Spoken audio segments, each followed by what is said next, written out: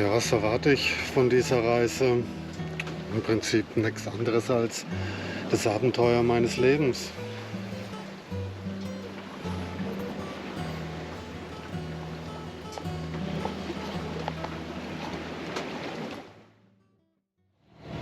Ja, jetzt ist es soweit. Los geht's. Hinter mir Marina Las Palmas. Jetzt wartet nur noch die andere Seite. Karibik. Heute ist der 8. Januar, 11:50 Uhr deutsche Zeit. Und ja, ich bin aufgeregt. Meine Freunde haben mich immer gefragt, na so, und bist du überhaupt aufgeregt? Du wirkst immer so cool. Und ja, ich bin grundsätzlich ein eher ruhiger Typ, aber ich mache mir echt gleich in die Hose. Also es ist wirklich, wirklich spannend. Bin aber auch einfach froh, jetzt loszukommen. War wunderschön hier auf dem Kanaren. Aber ich muss auch sagen, jetzt irgendwie fühlt es sich jetzt so an, als wäre einfach vorbei. So nach dem Motto ist alles gesagt, alles getan, es war schön, aber macht's gut, Kanaren. Hallo Martinique, ein paar Tage, 20 tippe ich. Windvorhersage ist zumindest bis zu den Ecke Kapverden gigantisch gut. Dann muss man mal sehen, wie es weitergeht. Aber wenn es einigermaßen so bleibt, könnte ich es wirklich schaffen. Trotz meines alten, kleinen, schweren Bootes. Müsste machbar sein. Schauen wir mal. Ja, der erste Tag neigt sich jetzt langsam dem Ende. Sonnenuntergang. Bis jetzt läuft's cool. Jetzt ein ganzes Stück Motorrad. Hab dafür aber den neuen elektrischen Autopilot. Wollte ich euch eigentlich mal zeigen, Aufnahme davon machen.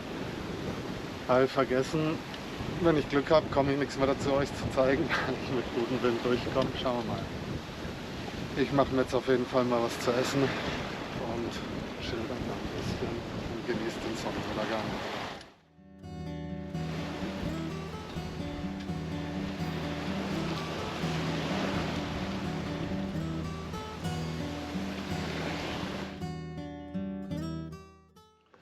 Morgen und Tag 2 der Atlantiküberquerung. Hinter mir Kaffee gerade fertig, aber ist eh noch zu heiß zum Trinken. Ich wollte euch mal ein bisschen das Boot von innen zeigen, wie das so ausschaut, wenn das so vollgepackt ist für 3 Wochen auf dem Ozean rumrauschen. Und das ist eigentlich gar nicht so dramatisch. Legen wir mal los. Wir haben hier Bananas und ein bisschen Gemüse. Hier hinten auch nochmal frisches Gemüse, also Kürbisse. Habt ihr jetzt nicht so dramatisch viel, weil wird ja auch recht schnell schlechtes Zeug, ne? Und ich kann auch nicht so krass viel essen. Da ist hier unter der Matratze ein Wassertank, 120 Liter, weil das natürlich nicht so dramatisch viel ist. Habe ich jetzt hier unter den Bodenbrettern überall so Faltkanister drin. Ziemlich geile Sache eigentlich. Das sind hier 20 Liter und fort mit dir. Hier nochmal 20 Liter. Also habe ich so ungefähr nochmal 100 Liter in Faltkanistern. Und habe dann ja auch eine 10 Liter Dusche von Decathlon noch, die ich natürlich voll gemacht habe, und einen 20 Liter, so einen klassischen Kanister mit Zapfhahn habe ich auch noch hinten im Boot. Also komme ich auf, also Faltkanister waren 90 glaube ich, 210, 230, 240 Liter Wasser. Sollte ja zum Händewaschen, Spülen und Duschen schon passen. Und dann geht es weiter mit Trinkwasser. Ich habe ja jede Menge Kanister mit Wasser zum Trinken. So ein Segelboot ist nämlich ein echtes Raumwunder. Hinter der Rücksitzbank habe ich jetzt hier mal 4 8 Liter Kanister, 2 Paletten Cola und noch Bier. Ja, ein bisschen wellig heute, muss ich zwischendurch mal festhalten. Habe ich hier unter der Sitzbank so einen Stauraum mit Nudeln, Snacks, allen möglichen Kram. Das gleiche auch auf der anderen Seite. Hinter der Rückenlehne ist nochmal Wasser. Aber das kann ich jetzt nicht aufmachen zum Zeigen, sonst fliegt mir das nicht alles entgegen. Und hier unter der links sind halt nochmal Konserven, Milch, Müsli, alles Mögliche zu essen. Hat alles recht gut hier ins Boot gepasst. Gut, dann ist hier noch der Sack, den ich mitnehme, wenn ich auf die Rettungsinsel müsste, weil Morsa sinkt, was natürlich nicht passieren wird, aber grundsätzlich muss man sich damit ja mal auseinandersetzen auch. Überlege ich schon die ganze Zeit rum, was ich denn da unbedingt brauche. Aktuell ist da, kann man sich drüber streiten, ob es sinnvoll ist, der Inhalt, ich zeige es euch mal. Wir haben 2 Signalraketen, Erdnussbutter, gebackene Bohnen, Snickers, Tabak, Filter, Paper. Ja, das war's erstmal. Aber da muss ja natürlich noch irgendwie Personalausweis rein oder halt mein Reisepass, irgendwie Dokumente, vielleicht ein bisschen mehr Essen, vielleicht, keine Ahnung, irgendwas Leckeres noch. So Dinge halt. Muss man sich halt auch Gedanken drüber machen. Am besten sollte ich damit natürlich fertig sein, bevor das Boot sinkt. Ja. Und jetzt trinke ich erstmal einen Kaffee, weil ich bin ganz schön zerknirscht noch. Nacht war ein bisschen anstrengend, muss mich erstmal dran gewöhnen. Aufgabe heute Vormittag. Am Vorsegel was ändern, deswegen habe ich mir hier mein sexy Rettungsgeschirr angelegt. Trage bewusst keine Schwimmweste, weil macht nicht wirklich Sinn, wenn ich ins Wasser falle, fischt mich eh keiner raus, also brauche ich nichts Aufblasbares, sondern lieber einen bequemen Gurt mit Sicherungsgeschirr, dass ich mich einhaken kann, ich über Bord falle. Ist 100-mal komfortabler wie eine Rettungsweste und erfüllt den gleichen Zweck. Gut, dann mache ich mich jetzt mal auf zum Vorsegel. Ab geht's. So, das hier ist die Lifeline, wo ich mich einhänge.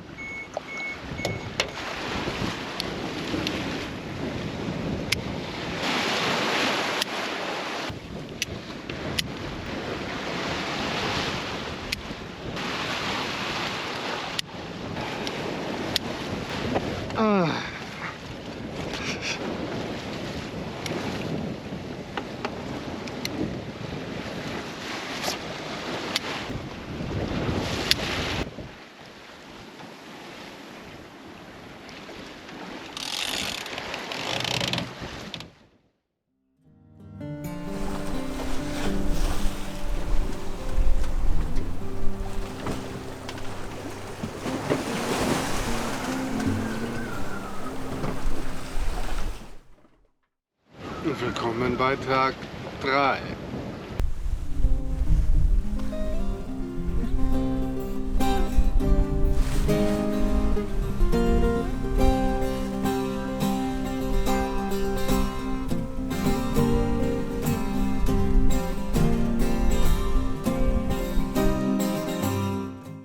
Tag 3 nähert sich jetzt dem Ende. Die Sonne geht jetzt hier langsam unter. Und ich habe mir mal ein bisschen Gedanken gemacht, was ich so von der Reise erwarte. Ja, was erwarte ich? Im Prinzip nichts anderes als das Abenteuer meines Lebens. Es ist die wohl anspruchsvollste Unternehmung, die ich jetzt irgendwie so mal gemacht habe, über den Atlantik zu segeln. Ja, Herausforderungen, die ich da für mich sehe, musste ich sofort an Seven vs. Wild denken, wie sie eigentlich alle ständig so getan haben, boah, 7 Tage Isolation, ich bin so allein, das ist so hart, ich komme damit nicht klar, es ist psychisch so anstrengend. Ich habe jetzt 2,5 Tage, habe noch so plus minus 3 Wochen, je nachdem wie es läuft, vor mir. Ich sehe das aber auch so ein bisschen als meine Hauptherausforderung, weil das Segeln an sich ist, meine Güte, man segelt halt, ne? Und eigentlich ein bisschen weniger anspruchsvoll wie auf der Nordsee. Man setzt das Segel und dann geht es so einen Tag und die Nacht dahin. Klar, es ändert sich mal der Wind, die Richtung, die Stärke, muss man halt ein bisschen was korrigieren. Aber im Endeffekt, man fährt geradeaus. Ja, schwieriger ist es halt so dieses auf sich allein gestellt zu sein. Also ich habe jetzt ein paar Mal schon so geflucht, hey, irgendwie wäre cool, wenn eine zweite helfende Person da wäre. Hatte da eigentlich auch jemand, hat dann aber leider kurz vor Abfahrt doch nicht so geklappt. Was wirklich sehr, sehr schade war, aber ließ sich halt nicht ändern. Und ja, jetzt dann halt allein. Hatte ich früher ja oder vorher ja auch schon mal ins Auge gefasst. Je nachdem, ob ich jemanden finde oder nicht, auch allein zu fahren. Also ich bin damit ganz cool. Passt für mich gut. Ja, wenn nichts kaputt geht, sollte das eigentlich gut laufen. Morsa ist ja perfekt vorbereitet. Ja, das waren halt irgendwie so die Gedanken heute. Passt mit dem Boot alles, aber da fehlt sich einfach nichts. Ich glaube, wie gesagt, die Herausforderung sehe ich in mir selbst.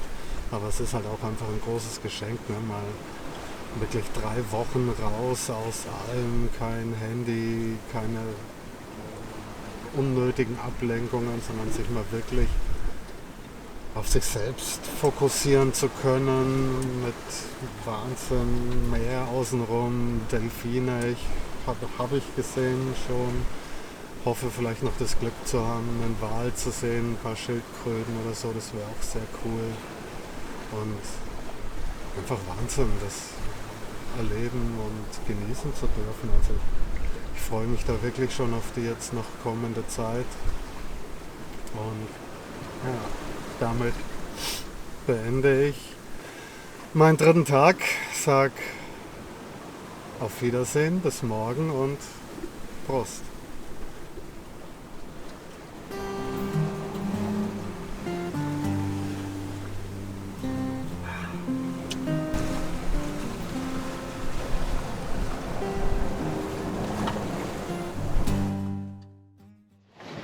Willkommen an Tag 4 an Bord der Morsa.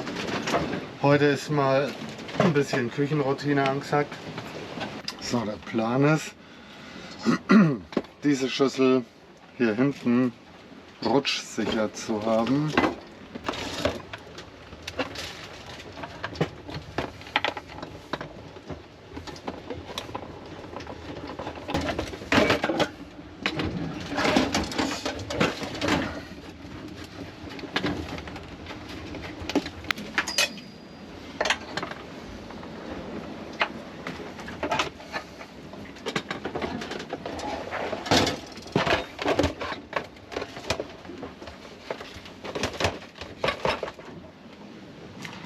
Und Raum.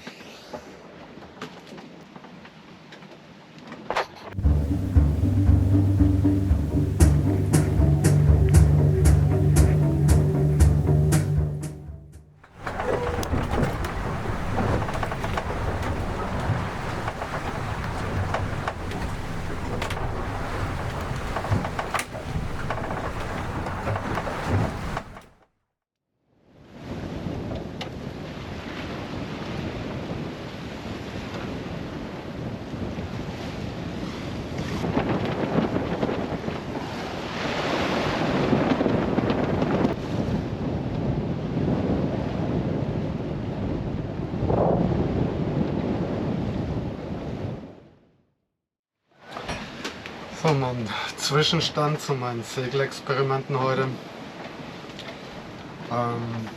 Groß ist immer noch maximal gerefft. Das Starkwindvorsegel habe ich jetzt gegen die normale vorgetauscht.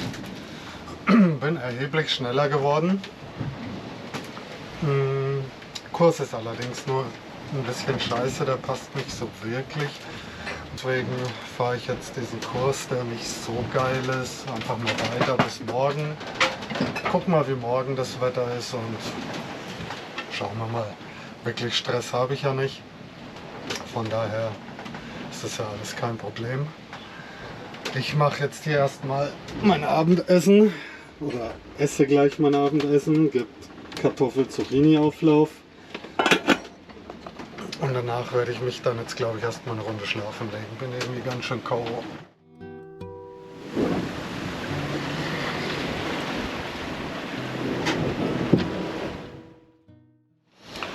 Guten Morgen an Tag 7. Meine Morsa nicht gerade mal so Schlangenlinien fährt wie jetzt wieder, ist heute schon ein ziemlich besonderer Tag, weil ab heute wird jetzt die Sonne immer hinter mir aufgehen, weil jetzt endlich Kurs Westen gesetzt wird, über den Atlantik rüber, weil ich bin jetzt die ganze Zeit noch ein Stück südlich gesegelt Richtung Kap Verden. Kann ich euch auf der Karte mal zeigen, weil es halt so die sinnvolle Strecke ist, um immer guten Wind zu haben. Und ja, genau, der Südkurs ist jetzt aber vorbei, jetzt geht es Richtung Westen.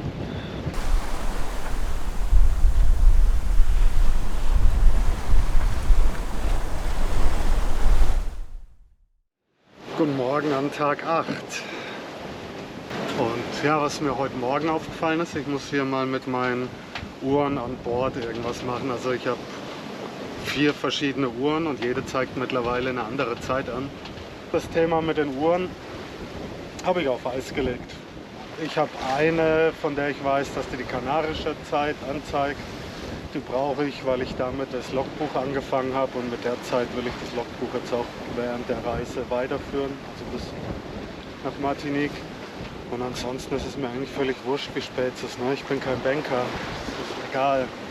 Ich stehe auf, wenn es hell wird, ich lege mich hin, wenn es dunkel wird. Ich brauche halt einen Wecker, der mich ab und zu mal aufweckt, um nach dem Rechten zu schauen, und der Rest ist einfach nur egal. Und täglich grüßt das Murmeltier. Guten Morgen an Tag 9. Guten Morgen an Tag 10. Ziemlich verwirrend am Morgen. Ich zeige euch mal was. Wasser. Das hat mich so vor einer Stunde ungefähr aufgeweckt, weil mir das ins Gesicht gespritzt ist und es ist salzig. Und ich kapiere nicht, wo das hergekommen ist. Der Niedergang, der hier genau gegenüber ist, war zu. Ich meine, da ist noch ein kleiner Spalt, auch wenn er zu ist. Muss mich eine Welle so unmöglich getroffen haben, dass es hier einmal so schräg durch und mir dann in die Visage.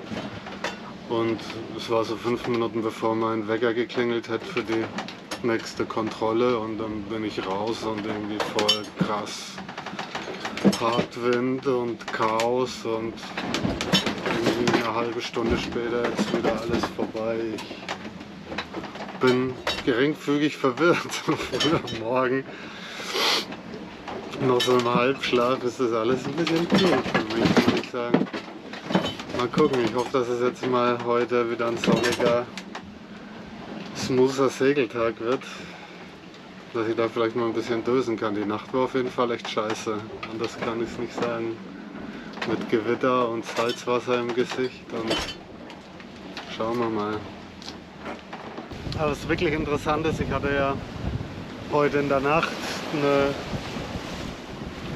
als Wecker sozusagen Wasserspritzer ins Gesicht und habe mich gewundert, wie das reingekommen ist.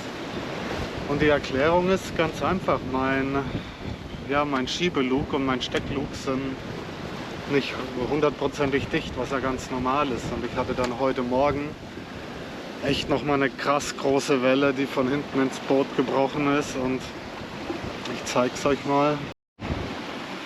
Das hier ist praktisch die Schiebeluke und das ist das Stecklug, was man so reinsteckt.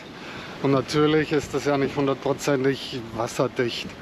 Also man hat hier überall so Spalten, und wenn die Wassermenge einfach groß genug ist, das ist hier richtig drüber geschwappt, dann läuft es hier halt seitlich und ab ins Boot, und dann kam da schon ein paar Liter runter.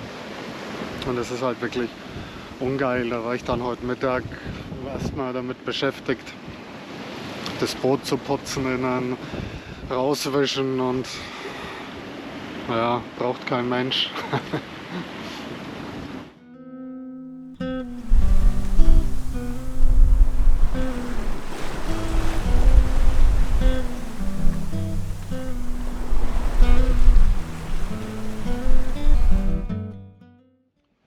Guten Morgen an Tag 11. Guten Morgen an Tag 12. Ich habe Besuch bekommen heute Nacht. Schaut mal. Hier ist jemand. Da ist jemand. Das sind die, die ich bis jetzt finden konnte. Ich darf jetzt gleich mal hier eine Seemannsbestattung durchführen. Und die Fischschuppen mal aus meinem Cockpit rausbekommen, aber ich muss sowieso mal ein bisschen sauber machen. Von daher passt das schon. Habe ich mal eine Aufgabe für morgen, wird mir nicht langweilig. Einer der wichtigsten Gegenstände für mich ist natürlich der Windpilot. Der sollte nach Möglichkeit echt nicht ausfallen. Und da gibt es einfach zu checken, der geht ja hier über so Steuerleinen auf mein Ruder und dann einfach mal die Leinen angucken. Die sind hier schon so ein bisschen abgerieben von den Rollen, aber jetzt auch noch nicht dramatisch. Das gleiche haben wir dann natürlich hier auch nochmal. Hier sind die Rollen aber besser, da passiert der Leine nichts. Dann hier das Ganze mal anschauen, ist das noch okay. Mal hier unten Ruder angucken, das Holzruder ist aber noch dran. Mechanik, Schrauben, passt alles, ist fest. Gut, schneller Windpilot-Check-up ist fertig. So, ein weiterer essentieller Punkt ist das Fall hier, mit dem das Großsegel hochgezogen wird. Und da weiß ich eben, dass sich das oben an der Umlenkrolle, warum auch immer, so langsam durchfrisst. Und das ist natürlich eine Katastrophe. Aber dafür habe ich noch einen Ersatzfall, deswegen tausche ich die beiden jetzt mal.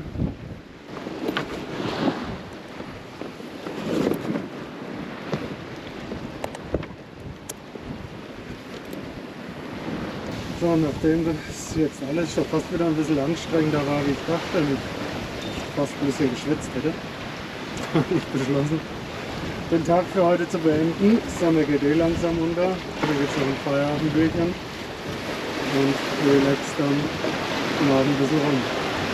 Bis dann.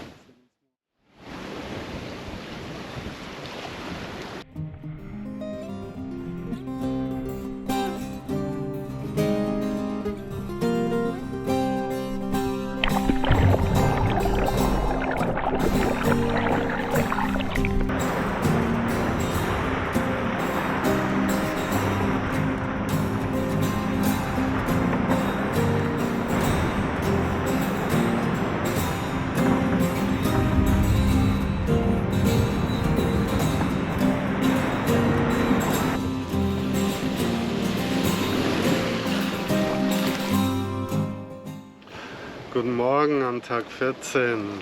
Heute ist Bergfest. Halbe Strecke geschafft. Wollte eigentlich ein bisschen schneller sein. Habe bei meinem Kumpel Mikkel ziemlich die Klappe aufgerissen. Ich schaffe das in 20 Tagen, habe ich ja am Anfang von der Reise auch schon gesagt gehabt. Wird glaube ich nichts. Dann hätte ich nur noch 6 Tage, dann müsste ich schon echt richtig schnell sein. Im Moment schaut es nicht so aus, es ist eher super langsam, super wenig Wind. Aber trotzdem cool. Aber heute feiere ich erstmal ein bisschen. Hälfte geschafft. Sehr, sehr geil. Heute ist ja Bergfest und ich habe jetzt die Hälfte der Strecke geschafft. Ob das die Hälfte der Zeit ist, wird sich noch so zeigen. Ja, ein Resümee aus dem Ganzen bis jetzt. Hat es geklappt, hat es nicht so gut geklappt.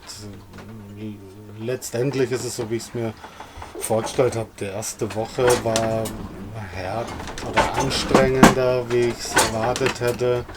Mit dem Gewitter, das ich dann auch nachts hatte und wahnsinnig hohe Wellen anfangs, das fand ich schon sehr anstrengend. Hatte dann auch wirklich mal überlegt, zwischenzeitlich die Kapverden anzulaufen, weil ich dann auch nicht die Kurse fahren konnte, wie ich wollte. Und habe da fast schon ein bisschen an mir gezweifelt dann auch, ob ich jetzt zu blöd bin zum Segeln oder woran es liegt. Und war der Gedanke, mal auf die Kapverden einen Zwischenstopp zu machen, mir vielleicht doch eine Crew zu suchen, aber letztendlich hat es einfach ein bisschen Zeit gebraucht, sich einzugrooven und klappt jetzt ja auch wirklich gut. Bin jetzt halt hier im Passatwind angekommen und Wind bläst schön von Osten, einfach nur Plattform-Wind segeln.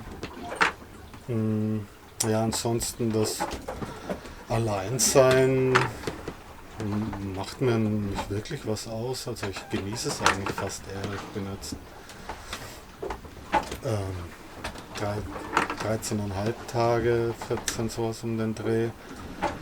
Jetzt allein. Der einzige Mensch, mit dem ich gesprochen habe, war mal jemand von einem Frachter, den ich angefunkt habe wegen Wetter. Und es stört mich nicht, es stört mich wirklich nicht. Ich finde es angenehm, ja. Habe viel Zeit zum Lesen, Filme schauen. Oftmals stehe ich da auch einfach im Niedergang, weil es so ein schön geschützter Platz ist vor Wind und manchmal regnet es ja auch ein bisschen und von der Sonne geschützt und glotze einfach raus. Ich stehe da und gucke aufs Meer und das ist wundervoll, das ist wirklich toll.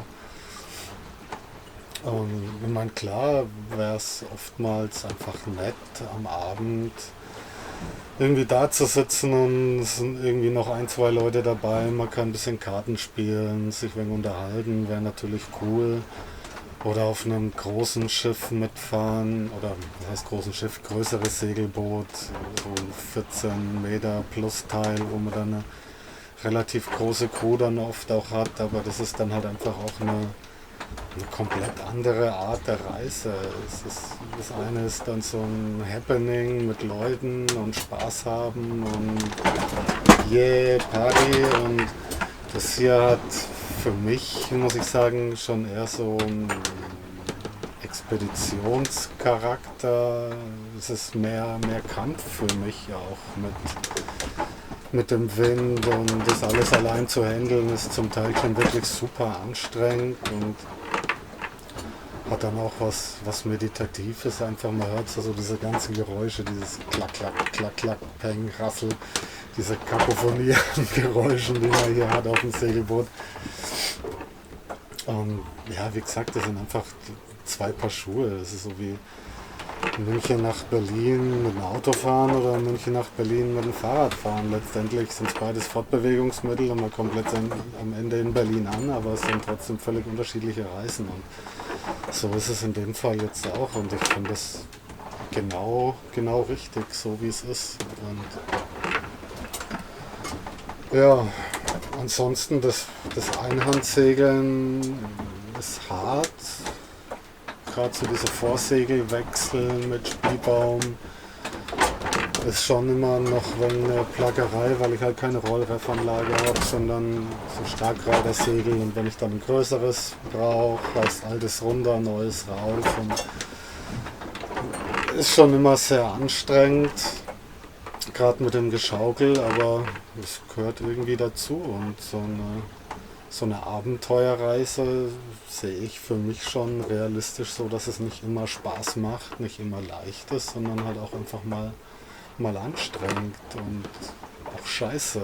Es gab so Abende, wo ich echt nicht pennen konnte, weil das Schiff so gerollt ist und alles schepper, peng, und ich habe kein Auge zugemacht und habe mir dann morgens auch gedacht, oh, was, echt, ist es das jetzt, Lars, ist es das, was du willst? Aber letztendlich ja, das gehört halt dazu auch und macht die Reise mit aus. Ja, bin jetzt gespannt, wie jetzt noch die letzten, ich hoffe 1,5 Wochen, so 10, 12 Tage, schätze ich mal gucken, wie viel es am Ende wirklich werden.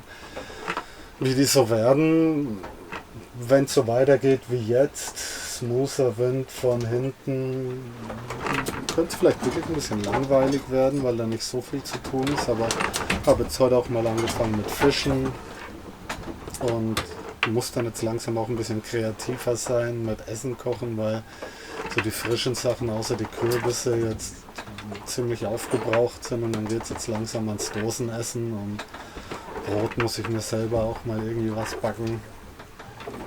Ja. Ja, und heute Bergfestparty. Wird ja eine Ein-Personen-Party. Ich freue mich schon voll auf den Abend. Es gibt nämlich aus der Heimat ein Nürnberger Würstli mit Kraut und Kartoffeln. Vielen Dank hier an Jörg, der mir beim Besuch im August war das in Portugal aus der Heimat ein paar Dosen Nürnberger Bratwürste mitgebracht hat. Klar sind Dosenbratwürste ist nicht so geil wie frische gebraten, aber da will ich mich jetzt echt nicht beschweren. Das ist schon ein wahnsinniger Luxus hier in der Mitte vom Atlantik sich Nürnberger braten zu können und dazu gibt es dann noch ein Bierchen und da freue ich mich wirklich drauf. So glaube ich ein cooler Abend. Schauen wir dann noch einen Film an. Bin gerade so in der Alien Quadrilogie, wie auch immer man das nennt, so beim dritten Teil angekommen. Den ziehe ich mir dann, denke ich, heute Abend rein und dann werde ich auch schon wieder schlafen, weil ich ziemlich müde bin. Ja, apropos Schlafen, mit dem Nachtwache-Thema ist ganz interessant. Anfangs habe ich das noch relativ ernst genommen, aber nachdem ich jetzt innerhalb von einer Woche genau ein Schiff gesehen habe, aber das auch nicht in reell, sondern nur auf dem AIS, das war der Frachter, den ich ums Wetter angeschnurrt habe, im Wetterbericht. Und nachdem hier sonst einfach niemand ist, stelle ich mir halt einen Wecker so alle 2-3 Stunden mal aufstehen, gucken, ob so mit den Segeln alles noch passt und ansonsten ist mir das auch wurscht, was soll ich denn gegenfahren, ne? Und was soll schon passieren? Und ansonsten, ja, was gibt es noch zu erzählen? Ja, so dieses Gefühl in der Mitte vom Atlantik zu sein, finde ich auch ganz interessant. Das stellt sich so irgendwie für mich nicht so ein. Natürlich, wenn ich auf dem Vorschiff unterwegs bin und so mich einklinke, denke ich mir schon so, ab und zu geht es durch den Kopf, jetzt nicht ins Wasser fallen und fischt dich niemand raus, aber ja, es ist Wasser um mich herum und eine wahnsinnige Weite natürlich, aber vielleicht ist es so eine Art Verdrängung, dass man das kopfmäßig nicht so ganz zulässt, weil man sonst wahnsinnig wird oder so, keine Ahnung. Aber das ist für mich nicht so präsent, dass ich jetzt sage, okay, ich bin jetzt hier, keine Ahnung, 1.500 Meilen in die eine Richtung, 1.500 Meilen in die andere Richtung und wenn jetzt was passiert, ist die Kacke am Dampfen, da hilft mir niemand. So, nee, dieses Gefühl stellt sich für mich definitiv nicht ein und es ist für mich auch okay, weil wenn ich mir da jetzt irgendwie noch selbst Panik machen würde, boah nee, das muss nicht sein. Ich will die Zeit genießen und wenn mein Kopf das irgendwie scheinbar gut ausgeklinkt bekommt, ist cool, habe ich eine gute Zeit und ja, jetzt mache ich mich mal an mein Bergfestmahl Zubereitung und mache mir einen schönen Abend. Macht's gut, wir sehen uns morgen.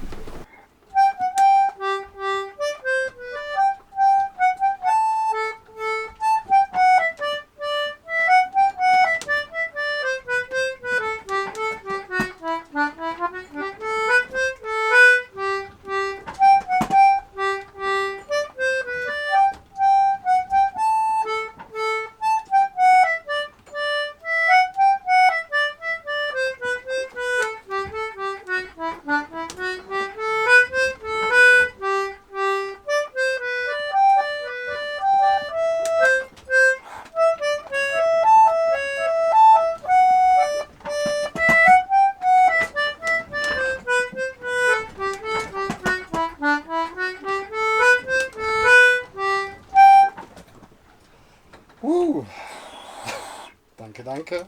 Es war mir eine Ehre. Ich würde mal sagen, Jackpot, Alter.